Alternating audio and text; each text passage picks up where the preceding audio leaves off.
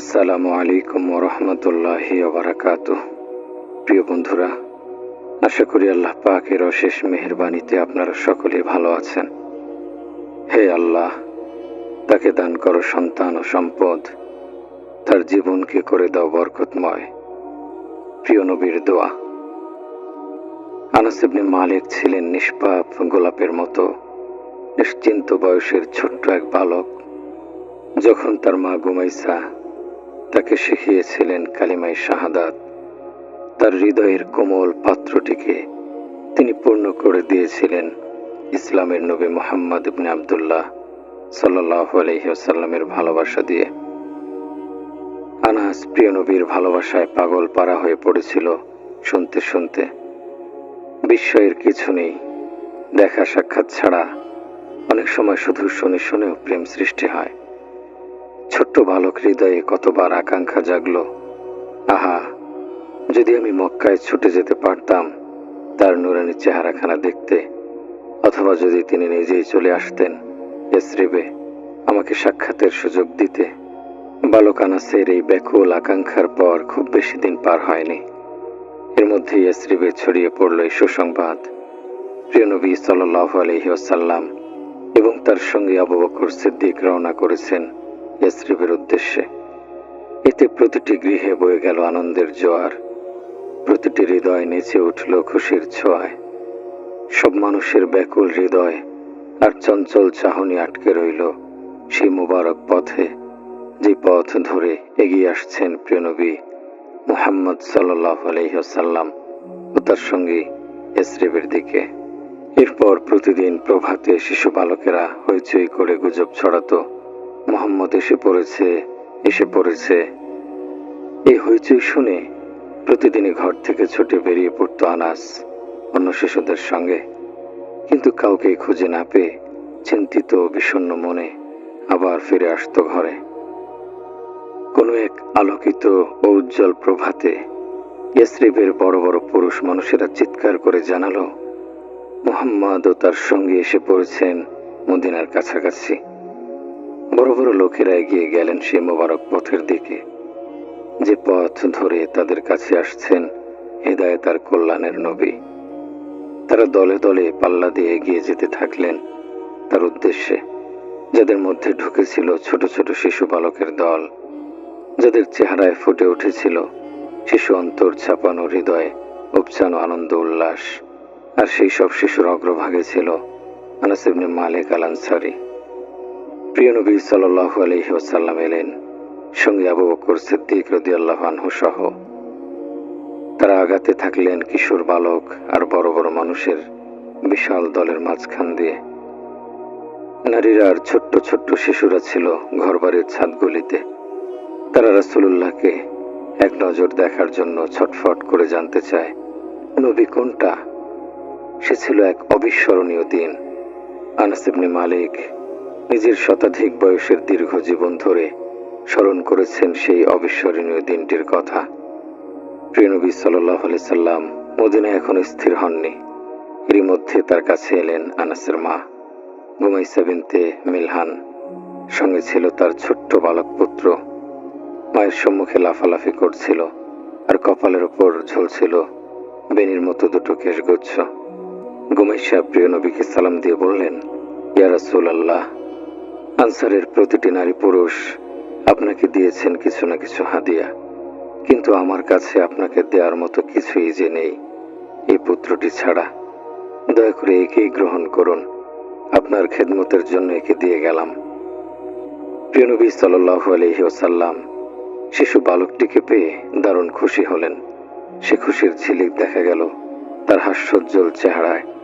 তিনি বালকটির মাথায় বুলিয়ে দিলেন নিজের পবিত্র হাত, নিজের কোমল আঙ্গুলগুলি দিয়ে স্পর্শ করলেন কপালে ঝুলে থাকা তার কেশগুচ্ছ। তাকে যুক্ত করে নিলেন নিজের পরিবারের মধ্যে। আনাস ইবনে মালিক অথবা প্রিয় নবীর আদরের ওনায়েশ ছিলেন 10 বছর বয়সের এক বালক।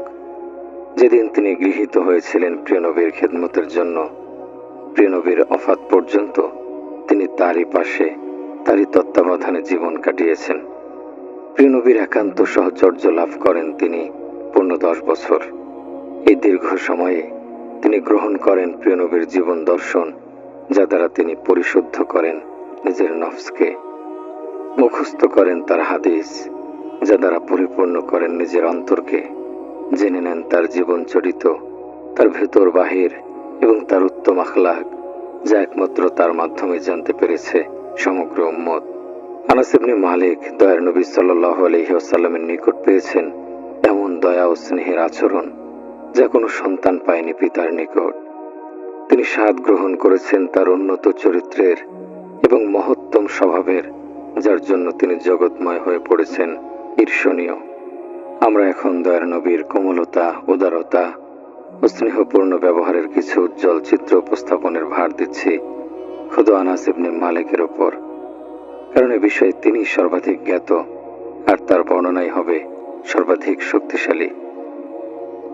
আনাস ইবনে মালিক বলেন, রাসূলুল্লাহ সাল্লাল্লাহু আলাইহি ওয়াসাল্লাম ছিলেন সর্বশ্রেষ্ঠ চরিত্রের, প্রশস্ততম হৃদয়ের এবং পূর্ণতম মমতার অধিকারী।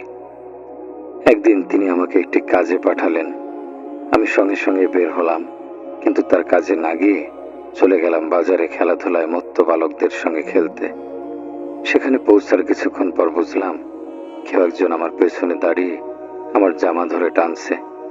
পেছনে ফিরে তাকালাম, চমকে উঠে দেখি রাসূলুল্লাহ সাল্লাল্লাহু আলাইহি সাল্লাম পেছনে দাঁড়িয়ে।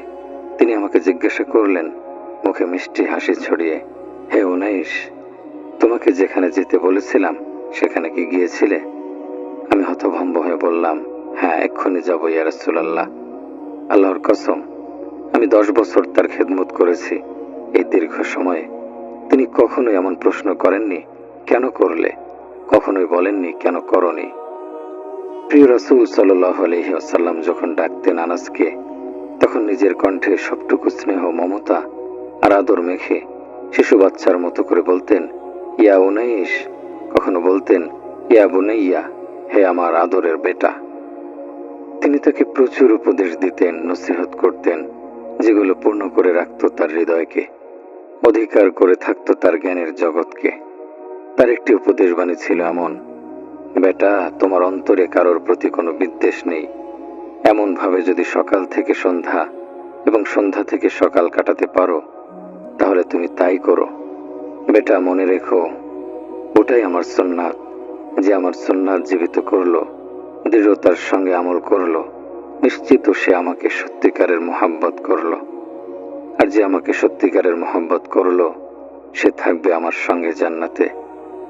বেটা, যখন তুমি প্রবেশ করবে তোমার গৃহে, পরিবারের লোকদের সালাম দেবে, তাহলে সেটা তোমার ও তোমার পরিবারের লোকদের জন্য হবে বরকতের কারণ।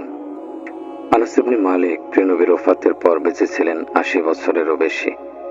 এই দীর্ঘ সময়ে তিনি মানুষের অন্তরকে পূর্ণ করে দিয়েছেন ইলমে রাসূল দ্বারা, ভরে দিয়েছিলেন তাদের জ্ঞান উপলব্ধিকে। এর মাঝে তিনি জীবন্ত করে তুলেছেন অন্তরসমূহকে। সাহাবী ও তাবেঈদের মাঝে প্রিয় নবীর আদর্শের প্রসার ঘটিয়ে এবং মানুষের মাঝে মহানবীর অমূল্য বাণী ও মহৎ কর্মের প্রচার করে। আনাস দীর্ঘ জীবনের বিস্তৃত পরিসরে ছিলেন মুসলিম জাতির আশ্রয়স্থল। তারা ছুটে আসতো তার কাছে যখনই সৃষ্টি হতো কোনো জটিলতা, ভরসা করত তারই ওপর যখনই তাদের কাছে অস্পষ্ট বোধ হতো কোনো হুকুম। কিয়ামতের ময়দানে রাসূলুল্লাহ সাল্লাল্লাহু আলাইহি সাল্লাম হাউজে কাউসারের পানি পান করাবেন, এর সত্যতা নিয়ে কিছু লোক তর্ক বিতর্ক করল। এ বিষয়ে তার কাছে জিজ্ঞাসা করা হলে তিনি বললেন, ভাবতে অবাক লাগে যে হাউজে কাউসার নিয়ে এমন ঝগড়া বিবাদ আমাকে দেখতে হচ্ছে, অথচ এমন অনেক অভিজ্ঞ ও বয়স্ক বৃদ্ধ আছেন যারা প্রত্যেক নামাজের পর আল্লাহর কাছে প্রার্থনা করেন যেন তারা কিয়ামতের ময়দানে প্রিয় নবী সাল্লাল্লাহু আলাইহি সাল্লামের হাউজের পানি পান করার তৌফিক লাভ করেন। আনাস ইবনে মালিক রাদিয়াল্লাহু আনহু দীর্ঘ জীবন কাটিয়েছেন প্রিয় রাসূল সাল্লাল্লাহু আলাইহি সাল্লামের পুণ্য স্মৃতি স্মরণ করে। তিনি খুব প্রফুল্ল হতেন প্রিয় নবীর সঙ্গে তার প্রথম সাক্ষাতের মুহূর্তটি মনে পড়লে, প্রচুর অশ্রু ঝরাতেন তাকে হারানো বিষাদময় দিনটি স্মরণ হলে। তিনি বারবার প্রিয় নবীর কথা বলতেন, বারবার তাকে স্মরণ করতেন। তিনি নিজের কাজে ও কথায় তারই অনুসরণ করতেন। তিনি তাই পছন্দ করতেন যা ছিল প্রিয় নবীর পছন্দ, তিনি সেটাই অপছন্দ করতেন যা ছিল তার অপছন্দ। আনাস ইবনে মালিক রাদিয়াল্লাহু আনহুর জীবনের সেরা স্মরণীয় দিন ছিল দুইটি। একটি ছিল প্রিয় নবীর সঙ্গে তার প্রথম সাক্ষাতের দিন, অন্যটি ছিল তাকে চিরতরে হারানোর দিন। যখন মনে পড়ত প্রথম দিনের কথা, তিনি খুবই খুশি হতেন এবং সতেজ হয়ে উঠতেন। আর যখন মনে হতো দ্বিতীয় দিনটির কথা, শোকে কাতর হতেন। নিজে এমনভাবে কাঁদতেন যে আশপাশের সকলকেও তার সেই কান্না স্পর্শ করত। তিনি প্রায় বলতেন, আমি প্রিয় নবী সাল্লাল্লাহু আলাইহি সাল্লামকে দেখেছিলাম আমাদের মাঝে আগমনের দিন, আবার তার চিরবিদায়ের দিন। ওই দুটো দিনই আমার জীবনের তুলনাহীন। মদিনাতে তার আগমনের দিনে সবকিছুই ঝলমলে আলোয় উদ্ভাসিত হয়ে উঠল। যেদিন তিনি চলে গেলেন আপন প্রভুর সান্নিধ্যে, জগতের সবকিছু অন্ধকারে ছেয়ে গেল। তাকে সর্বশেষ দেখেছিলাম সোমবার, যখন তার হুজরা থেকে পর্দা সরানো হয়েছিল। সেদিন সকলে আবু বকর রাদিয়াল্লাহু আনহুর পেছনে দাঁড়িয়ে তার দিকে তাকিয়েছিলেন। তারা প্রায় অস্থির হয়ে পড়েছিলেন। আবু বকর ইঙ্গিতে তাদের স্থির থাকতে বললেন। সেই দিনেরই শেষ বেলায় প্রিয় নবী সাল্লাল্লাহু আলাইহি সাল্লামের ইন্তেকাল হয়ে গেল। আমরা যখন তাকে দাফন করছিলাম, আমাদের নিকট তার চেহারার চেয়ে অধিক পছন্দনীয় আর কিছু ছিল না। রাসূলুল্লাহ সাল্লাল্লাহু আলাইহি সাল্লাম আনাস ইবনে মালিকের জন্য একাধিকবার দোয়া করেছেন। তার একটি দোয়া ছিল, হে আল্লাহ, তাকে দান করো সম্পদ ও সন্তান, আর বরকত দাও তার জীবনে। আল্লাহ তাআলা তার প্রিয় নবীর দোয়া কবুল করলেন। আনাস হলেন আনসার সাহাবীদের মাঝে সম্পদে ও সন্তানে সর্বাধিক প্রাচুর্যময়। এমনকি তিনি আপন জীবনকালে দেখেছিলেন শতাধিক সন্তান ও নাতিকে। আল্লাহ তাআলা তার জীবনে দিয়েছিলেন এমন বরকত যে তিনি বেঁচেছিলেন পূর্ণ 1 শতাব্দী কাল, আরো 3 বছর। আনাস রাদিয়াল্লাহু আনহু প্রিয় নবী সাল্লাল্লাহু আলাইহি সাল্লামের শাফাআত প্রাপ্তির ব্যাপারে ছিলেন তীব্র আশাবাদী। তিনি প্রায় বলতেন, আমি কিয়ামতের দিনে রাসূলুল্লাহ সাল্লাল্লাহু আলাইহি সাল্লামের সম্মুখে হাজির হয়ে বলবো, ইয়া রাসূলুল্লাহ, এই যে দেখুন আপনার পিচ্ছি খাদেম উনাইস। আনাস ইবনে মালিক যখন মৃত্যু মুখে উপনীত হলেন, তখন নিজ পরিবারের লোকদের বললেন, তোমরা আমাকে লা ইলাহা ইল্লাল্লাহু মুহাম্মাদুর রাসূলুল্লাহর তালকিন করো। এরপর তিনি ওই কালেমা পড়তে পড়তে মৃত্যুবরণ করলেন। তিনি ওসিয়ত করেছিলেন, রাসূলুল্লাহ সাল্লাল্লাহু আলাইহি সাল্লামের ছোট্ট লাঠি যেন তার সঙ্গে কবরে দাফন করে দেওয়া হয়। সুতরাং সেটা তার দেহের পাশে কামিজের মধ্যে রেখে দাফন করা হলো। অভিনন্দন আনাস ইবনে মালিক আল আনসারীর প্রতি। আল্লাহ তাআলা পূর্ণ করে দিয়েছেন তার প্রতি কল্যাণ। তিনি মহান নবী সাল্লাল্লাহু আলাইহি সাল্লামের সহচর্যে কাটিয়েছেন পূর্ণ 10 বছর। তিনি ছিলেন তার হাদিস রিওয়ায়াতের ক্ষেত্রে তৃতীয় ব্যক্তিত্ব। অন্য দুজন ছিলেন আবু হুরায়রা এবং আব্দুল্লাহ ইবনে ওমর। আল্লাহ তাআলা ইসলাম ও মুসলিম জাতির পক্ষ থেকে দান করুন সর্বোত্তম বিনিময় তাকে ও তার মা গুমাইসাকে। সাইদ ইবনে আমির আল জুমাহি রাদিয়াল্লাহু আনহু। সাইদ ইবনে আমির এমন একজন মানুষ যিনি দুনিয়া দিয়ে আখিরাত ক্রয় করেছিলেন এবং আল্লাহ ও রাসূলকে সবকিছুর উপর অগ্রগণ্য করেছিলেন, ঐতিহাসিকদের মতামত। মক্কার অদূরে তানঈম এর খোলা প্রান্তর, যেখানে আজ কুরাইশ নেতাদের আহ্বানে সমবেত হচ্ছে হাজার হাজার মানুষ। মক্কার তরুণ সাইদ ইবনে আমির অন্যদের মতো তানঈমের উদ্দেশ্যে বেরিয়েছে। তানঈমের এই খোলা ময়দানে আজ প্রকাশ্যে হত্যা করা হবে মুহাম্মাদের এক সহচর খুবাইব ইবনে আদিকে, যাকে ধোঁকা দিয়ে বন্দী করে আনা হয়েছে মক্কায়। টগবগে যুবক সাইদ ইবনে আমির সমবেত জনতার ভিড় ঠেলে ঠেলে পৌঁছে গেল একেবারে সম্মুখ সারিতে। এমনকি আনন্দ মিছিলের নেতৃত্ব দানকারী কুরাইশের বর্ষিয়ান নেতৃবৃন্দ আবু সুফিয়ান ইবনে হারব এবং সাফওয়ান ইবনে উমাইয়া প্রমুখের পাশাপাশি গিয়ে তিনি দাঁড়িয়ে গেলেন। এতে তিনি খুব কাছ থেকে দেখতে পেলেন কুরাইশের শৃঙ্খলিত বন্দীকে, যাকে বহু মানুষের ঠেলার ধাক্কা খেয়ে পায়ে পায়ে এগিয়ে যেতে হচ্ছে চূড়ান্ত মৃত্যুর দিকে, যাকে হত্যা করে শাস্তি দেয়া হবে মুহাম্মদকে, যাকে হত্যার মাধ্যমে বদর যুদ্ধে নিহত আত্মীয়দের কিছুটা প্রতিশোধ নেওয়া যাবে। জনতার এই বিশাল ভিড় বন্দীকে ঠেলে নিয়ে যখন উপনীত হলো প্রস্তুতকৃত বদ্ধভূমিতে, দীর্ঘদেহী তরুণ সাইদ ইবনে আমের আল জুমাহি দাঁড়িয়ে গভীরভাবে পর্যবেক্ষণ করতে থাকলেন খুবাইবকে। তাকে নেওয়া হচ্ছিল শুল মঞ্চের দিকে। নারী, পুরুষ ও শিশুর উৎকট চেঁচামেচির মধ্যেও তিনি শুনলেন খুবাইবের দৃঢ়, অকম্পিত শান্ত কণ্ঠস্বর। তিনি বলছেন, তোমরা যদি হত্যার পূর্বে আমাকে 2 রাকাত নামাজের সুযোগ দিতে চাও তাহলে দাও। এরপর খুবাইবকে দেখলেন কাবার দিকে ফিরে দাঁড়াতে, 2 রাকাত নামাজ পড়তে। আহ, সে যে কি চমৎকার নামাজ! 2 রাকাত নামাজের সে যে কি পরিপূর্ণতা! নামাজ শেষে তিনি নেতৃবৃন্দের কাছে এগিয়ে গিয়ে বললেন, আল্লাহর কসম, আমি মৃত্যুর ভয়ে দীর্ঘ নামাজের মাধ্যমে কালক্ষেপণ করছি। তোমাদের এই ধারণার ভয়টা যদি আমার না হতো তাহলে আরো বেশি দীর্ঘ নামাজ পড়তাম। এরপর সাইদ ইবনে আমের স্বচক্ষে তার কওমের নির্মম নিষ্ঠুরতা দেখলেন জীবন্ত খুবাইবের অঙ্গ প্রত্যঙ্গ একটি একটি করে কেটে ফেলা হচ্ছে। এরই মধ্যে কুরাইশ নেতারা জিজ্ঞাসা করল খুবাইবকে, তুমি কি নিজের শাস্তি মুহাম্মদের উপর চাপিয়ে দিয়ে নিজেকে মুক্ত করতে চাও?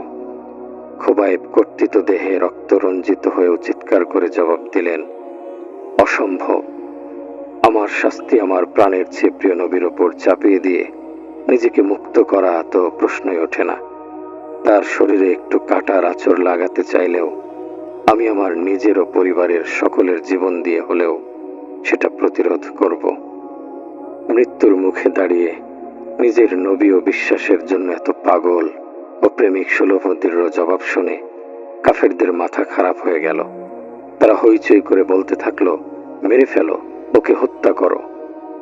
এবার সাইদ ইবনে আমের দেখলেন শুল মঞ্চের ওপর থেকে খুবাইব আকাশের দিকে চোখ তুলে তাকিয়ে বলছেন, আল্লাহুম্মা আহসাহুম আদাদা ওয়াকতুলহুম বাদাদা ওয়ালা তাগদির মিনহুম আহাদা। হে আল্লাহ, এদের একটি একটি করে গুণে রাখো, এদের প্রত্যেককে তাড়িয়ে তাড়িয়ে হত্যা করো, এদের কেউই যেন ছাড়া না পায়। অগণিত তরবারি আর বল্লমের আঘাতে ঝাঁঝরা দেহে তিনি শেষ নিঃশ্বাস ত্যাগ করলেন। কুরাইশের লোকেরা ফিরে এলো মক্কায়, আর ভুলে গেল বড় বড় দুর্ঘটনার ভিড়ে খুবাইব তার মৃত্যুকে। কিন্তু খুবাইবের বিষয়টি তাজা প্রাণ তরুণ সাইদ ইবনে আমের আল জুমাহির স্মৃতি থেকে এক মুহূর্তের জন্য আড়াল হলো না। ঘুমালে দেখতে পেতেন তাকে স্বপ্নে, জাগ্রত অবস্থায় দেখতেন তাকে কল্পনায়। তার স্মৃতিতে ভেসে উঠত শুল দণ্ডের সম্মুখে তার ধীর ও প্রশান্ত 2 রাকাত নামাজ পড়ার সেই অদ্ভুত দৃশ্য। তার দোকানে বারবার ঝংকার তুলত সেই বদদোয়ার ধ্বনি যা তিনি উচ্চারণ করেছিলেন কুরাইশের বিরুদ্ধে। ফলে তার আশঙ্কা হতে থাকত, এই বুঝি আকাশ থেকে বিশাল কোনো পাথর তার উপর নিক্ষিপ্ত হবে, অথবা কোনো বজ্রের আঘাত তার জীবনের অবসান ঘটাবে। খুবাইব এমন শিক্ষা দিয়ে গেলেন সাইদকে যা তিনি আগে জানতেন না। তিনি শিখিয়ে গেলেন জীবনের আসল অর্থ হলো একটি আকীদা ও বিশ্বাস, আর মৃত্যু পর্যন্ত সেই আকীদা বিশ্বাসের জন্য সংগ্রাম সাধনা চালিয়ে যাওয়া। আরও শিখিয়ে গেছেন যে সুদৃঢ় ঈমান সৃষ্টি করে অনেক বিস্ময়, তৈরি করে প্রচুর অলৌকিকতা। আরও একটি বিশেষ বিষয় শিখিয়ে গেছেন, সেটি হলো যে নবীকে তার সঙ্গী সাথীরা এইভাবে জীবনের চেয়ে বেশি ভালোবাসে। সন্দেহ নেই যে তিনি আসমান থেকে সাহায্যপ্রাপ্ত সত্য নবী। সেই মুহূর্তে আল্লাহ তাআলা সাইদ ইবনে আমেরের হৃদয়ের রুদ্ধ দুয়ার খুলে দিলেন ইসলামের জন্য। একদল মানুষের মাঝে তিনি দাঁড়ালেন আর স্পষ্ট ভাষায় কুরাইশের পাপ পঙ্কিলতার সংস্রব ত্যাগের ঘোষণা দিলেন দেবদেবীর পূজা অর্চনা বর্জন করার এবং আল্লাহর দ্বীন ইসলাম কবুল করার। সাইদ ইবনে আমের রাদিয়াল্লাহু আনহু হিজরত করে চলে গেলেন মদিনায়। আঁকড়ে ধরে থাকলেন রাসূলুল্লাহ সাল্লাল্লাহু আলাইহি সাল্লামের সংসর্গ। তার সঙ্গে হাজির থাকলেন খাইবার যুদ্ধে এবং পরবর্তী সকল রণাঙ্গনে। তার প্রতি সন্তুষ্ট থেকে প্রিয় নবী সাল্লাল্লাহু আলাইহি সাল্লামের যখন ইন্তেকাল হয়ে গেল, তিনি পরিণত হলেন পরবর্তী 2 খলিফা আবু বকর ও ওমরের খোলা তরবারিতে। জীবন যাপন করলেন একজন মুমিনের এমনই বিরল দৃষ্টান্ত রূপে, যিনি আখিরাত ক্রয় করেছেন দুনিয়া দিয়ে, আর অগ্রগণ্য করেছেন আল্লাহর মর্জি ও সাওয়াবকে দেহের সকল আরাম ও নফসের সকল আকাঙ্ক্ষার ওপর। রাসূলুল্লাহ সাল্লাল্লাহু আলাইহি সাল্লামের উক্ত দুই খলিফাই ভালোভাবে জানতেন সাইদ ইবনে আমিরের সততা ও তাকওয়ার কথা। তারা শুনতেন তার নসিহত, গভীর মনোযোগ দিয়ে কান লাগিয়ে থাকতেন তার উপদেশ বাণীর প্রতি। তিনি একবার সাক্ষাৎ করতে গেলেন খলিফা ওমরের সঙ্গে। তার শাসনামলের সূচনার কোনো একদিনে তিনি বললেন, ওমর, আমি আপনাকে উপদেশ দিচ্ছি, মানুষের সেবা করার সময় আল্লাহকে ভয় করুন, কিন্তু আল্লাহর হুকুম পালনের সময় মানুষের পরোয়া করবেন না। আপনার কথা যেন কখনোই কাজের বিপরীত না হয়। মনে রাখবেন, সর্বশ্রেষ্ঠ কথা সেটাই যার বাস্তবায়ন ঘটে কর্মে। হে ওমর, কাছের ও দূরের মুসলিমদের ব্যাপারে সজাগ থাকুন। যাদের জন্য আল্লাহ আপনাকে শাসক বানিয়েছেন, তাদের জন্য তাই পছন্দ করুন যা করেন নিজের ও পরিবারের জন্য, তাই অপছন্দ করুন যা করেন নিজের ও পরিবারের লোকদের জন্য। সত্যের জন্য সব কষ্ট স্বীকার করে নিন। আল্লাহর হুকুমের সামনে কোনো তিরস্কারের পরোয়া করবেন না। ওমর জিজ্ঞাসা করলেন, এমন করতে কি সক্ষম হে সাইদ? তিনি জবাব দিলেন, এটা আপনার মতো সেই ব্যক্তি করতে সক্ষম যাকে আল্লাহ উম্মতে মুহাম্মাদের শাসক বানাবেন এবং যার মাঝে ও আল্লাহর মাঝে কোনো আড়াল থাকবে না, অর্থাৎ আল্লাহর সঙ্গে যার গভীর সম্পর্ক থাকবে। সে সময় ওমর ইবনুল খাত্তাব রাদিয়াল্লাহু আনহু সাইদ ইবনে আমিরের কাছে সহযোগিতা চেয়ে বললেন, হে সাইদ, আমি আপনাকে হিমস নগরীর গভর্নর নিযুক্ত করছি। তিনি ব্যাকুল হয়ে বললেন, ওমর, আল্লাহর দোহাই দিয়ে আপনাকে বলছি, আমাকে বিপদে ফেলবেন না, দয়া করে আমাকে দুনিয়ার ঝামেলায় জড়াবেন না। ওমর তাতে ক্রুদ্ধ হয়ে বললেন, কি আশ্চর্য ব্যাপার, আমার ঘাড়ে খেলাফতের গুরু দায়িত্ব চাপিয়ে আপনারা আমার পেছন থেকে সরে দাঁড়াতে চান? আল্লাহর কসম, আমি আপনাকে ছাড়ব না।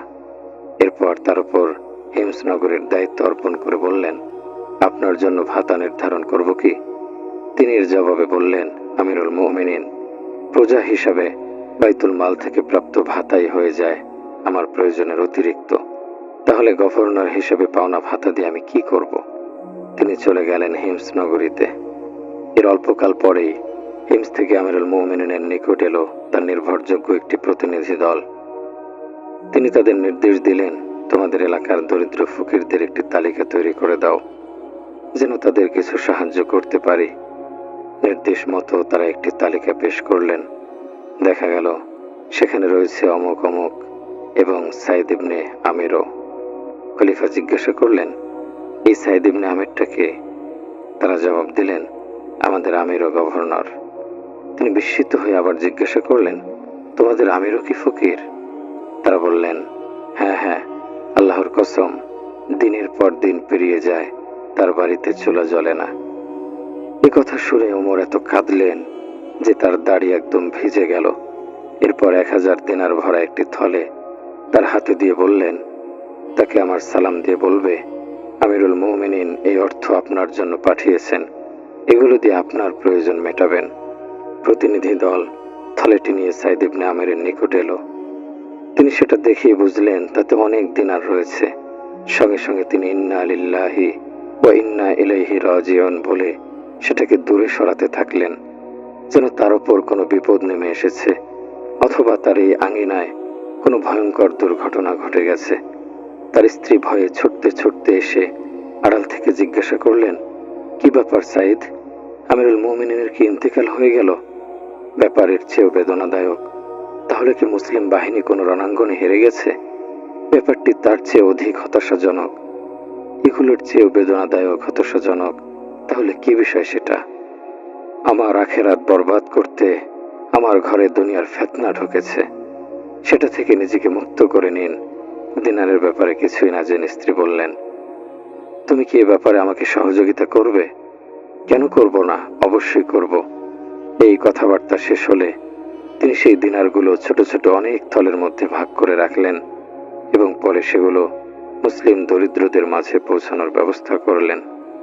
এরপর খুব বেশি দিন অতিক্রম করেনি, ওমর ইবনুল খাত্তাব রাদিয়াল্লাহু আনহু এলেন সিরিয়াতে। সেখানে সার্বিক খোঁজ খবর নিতে হিমস নগরীতে যখন যাত্রা বিরতি করলেন, সে সময় এই অঞ্চলটিকে কুফা নামের সঙ্গে মিলিয়ে বলা হতো কুয়াইফা, মানে ছোট কুফা। কারণ এখানের লোকেরাও কুফার লোকদের মতোই বেশি বেশি শাসক ও গভর্নরদের বিরুদ্ধে অভিযোগ করত। লোকেরা হযরত ওমরকে সালাম জানাতে ও তার সঙ্গে সাক্ষাৎ করতে সমবেত হলো। তিনি সব মানুষকে কাছে পেয়ে জিজ্ঞাসা করলেন, তোমাদের গভর্নর কেমন? তারা খলিফার নিকট তুলে ধরল গভর্নরের বিরুদ্ধে 4টি গুরুতর অভিযোগ, যার প্রতিটি অন্যটির চাইতে মারাত্মক। হযরত ওমর বলেন, আমি বাদী বিবাদী উভয়কেই একত্র করলাম। আল্লাহকে ডাকতে থাকলাম যেন তার ব্যাপারে আমার সুধারণা নষ্ট না হয়, কারণ তার প্রতি ছিল আমার গভীর আস্থা ও বিশ্বাস। তারাও তাদের গভর্নর যখন আমার কাছে সমবেত হলো, তখন আমি অভিযোগকারীদের বললাম, বলো, গভর্নরের বিরুদ্ধে তোমাদের কি অভিযোগ? বেলা অনেকটা পার হওয়ার আগে তিনি ঘর থেকে বের হন না। কেন এই বিলম্ব? আমি বললাম, এ অভিযোগ সম্পর্কে আপনার কি বক্তব্য হে সাইদ? কিছু সময় তিনি নীরব হয়ে থাকলেন, তারপর বললেন, আল্লাহর কসম, আমি বিব্রত বোধ করছি কথাটি বলতে, কিন্তু কি করা যাবে? এখন তো না বলে কোনো উপায় নেই। আমার কোনো খাদেম চাকর চাকরানি নেই, ফলে প্রতিদিন সকালে ঘরের জরুরি কাজের দায়িত্ব আমাকেই পালন করতে হয়। আমি আটা গোলাই, আমি খামির বানাই, রুটি তৈরি করি। এসব শেষ হলে উজু করে তবেই জনগণের খেদমতে বের হই। কিছুটা বিলম্ব এ কারণেই হয়ে যায়। হযরত ওমর বলেন, আমি আবার জিজ্ঞাসা করলাম, তোমাদের আর কি অভিযোগ তার বিরুদ্ধে? তারা বলল, রাতের বেলা তিনি কারো ডাকেই সাড়া দেন না কেন? আমি জানতে চাইলাম, হে সাইদ, এ বিষয়ে আপনার জবাব কি? তিনি বললেন, আল্লাহর কসম, এর কারণ প্রকাশ করাটা আমার জন্য খুবই অপ্রীতিকর, কিন্তু বাধ্য হয়েই বলতে হচ্ছে যে দিন ও রাতকে আমি ভাগ করেছি স্রষ্টা ও সৃষ্টির মাঝে। দিনে ব্যস্ত থাকি সৃষ্টির খেদমতে, আর রাতে মহান স্রষ্টার ইবাদতে। আমি বললাম, তোমাদের আর কি অভিযোগ তার ব্যাপারে? তারা বলল, মাসে একদিন তিনি বাড়ি থেকে বের হন না। আমি প্রশ্ন করলাম, হে সাইদ, এটা কেন করেন? তিনি বললেন, আমিরুল মুমিনিন, আমার কোনো গোলাম নেই এবং আমার দ্বিতীয় কোনো পোশাকও নেই এটা ছাড়া, যা এখন পরে আছি। মাসে একবার মাত্র এটা ধুয়ে পরিষ্কার করি। ভেজা পোশাক না শুকানো পর্যন্ত অপেক্ষা ছাড়া আর কিছুই করার থাকে না। অবশ্য দিনের শেষে জনগণের উদ্দেশ্যে বের হয়ে যাই। আমি তাদের বললাম, আর কি অভিযোগ তোমাদের? তারা বলল, হঠাৎ হঠাৎ তিনি মূর্ছিত ও সংজ্ঞাহারা হয়ে যান। তখন তিনি নিজের মজলিসের ব্যাপারেও বেখবর হয়ে পড়েন। আমি জিজ্ঞাসা করলাম তাকে, এর কারণ কি হে সাইদ?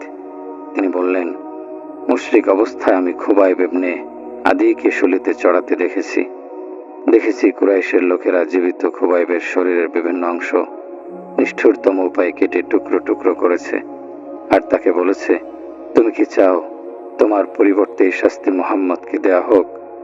জবাবে অত্যন্ত দৃঢ়তার সঙ্গে তিনি বলেছিলেন, আল্লাহর কসম, এই শাস্তি তো দূরের কথা, আমি আমার নিজের জীবন, আমার পরিবারের সকলের জীবন বিসর্জন দিতে রাজি, কিন্তু আমার প্রাণের চেয়ে প্রিয় নবী মুহাম্মদের পায়ের তলায় একটি ছোট্ট কাঁটা ফুটতে দিতে রাজি নই।